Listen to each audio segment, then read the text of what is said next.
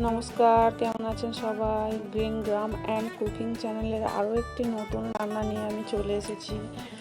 আজকে আমি বানাবো লাউ পাতায় চিংড়ি ভাপে। এই যে লাউ পাতাগুলো আমি কেটে নিচ্ছি একটা একটা করে।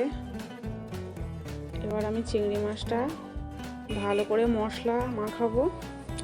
এখানে দিয়ে দিয়েছি আমি পরিমাণ মতো লবণ, আর দিলাম হলুদ, দিয়ে দেব আদা রসুনের পেস্ট, তারপরে দিয়ে দিলাম কাঁচা লঙ্কা, কাজু বাটা,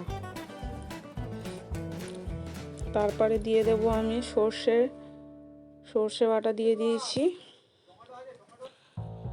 সর্ষেটা একটু বেশি পরিমাণে দেবে। আর এখানে দিয়ে দিচ্ছি কাঁচা সর্ষের তেল।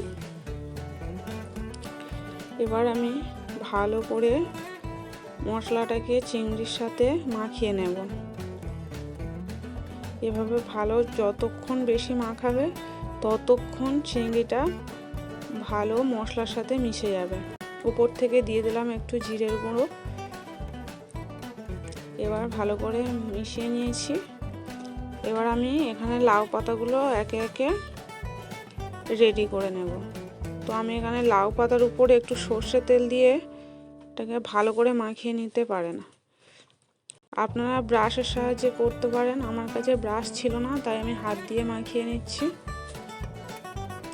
এভাবে মাখানো হয়ে গেলে এবার আমি মশলা মাখানো চিংড়িগুলো এর উপর দিয়ে ভালো করে দিয়ে উপর থেকে একটা কাঁচা লঙ্কা দিয়ে দেবো।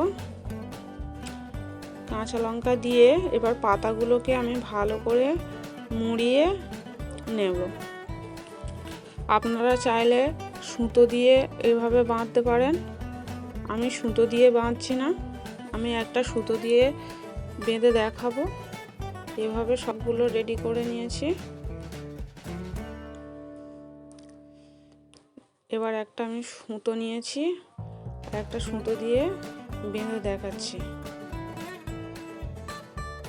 এভাবে প্রত্যেকটা আপনারা চাইলে সুতো দিয়ে বেঁধে নিতে পারেন। এবার আমি এগুলোকে ভাপিয়ে নেব। আমি একটা কড়াইতে জল নিয়ে নিয়েছি, আর ওপর দিয়ে একটা এরকম ছিদ্রওয়ালা বাসন দিয়ে দিয়েছি। তার উপর একে একে এগুলোকে সাজিয়ে আমি একটা ঢাকা চাপা দিয়ে এভাবে 10 মিনিট হতে দেব।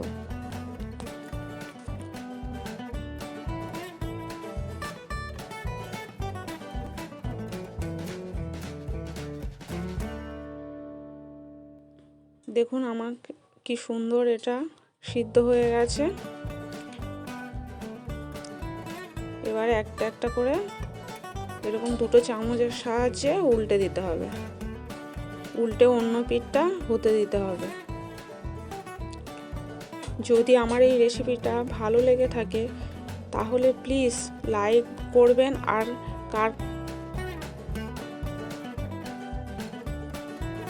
সাবস্ক্রাইব করেননি সাবস্ক্রাইব করে দেবেন প্লিজ, আর কমেন্টে জানাবেন।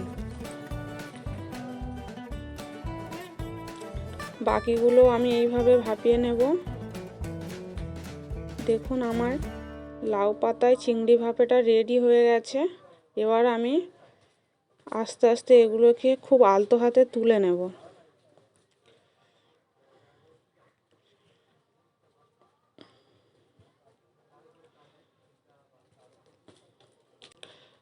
একদম গরম গরম ভাতের সাথে এগুলো খুবই ভালো লাগবে। প্লিজ ট্রাই করুন। আমার এটা রেডি হয়ে গেছে। এবার আমি একটু খুলে দেখাচ্ছি।